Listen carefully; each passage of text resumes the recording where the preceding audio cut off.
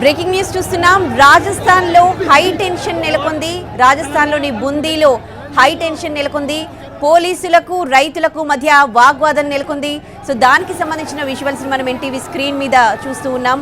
బాష్పవాయువును ప్రయోగిస్తున్న దృశ్యాల్ని కూడా మనం చూడొచ్చు. రాజస్థాన్లోని బూందీలో జరుగుతోంది.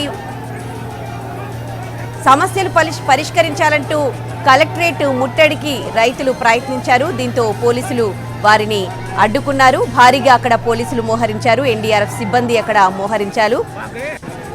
రైతులు ఆందోళన చేపట్టారు. వాళ్ళ సమస్యలు పరిష్కరించాలంటూ కలెక్టరేట్ను ముట్టడించే ప్రయత్నం చేశారు.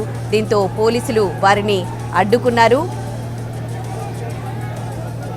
రాజస్థాన్ బూందీలో జరిగింది ఈ ఘటన. రాజస్థాన్ బూందీలో హై టెన్షన్ వాతావరణం నెలకొంది. పోలీసులకు రైతులకు మధ్య.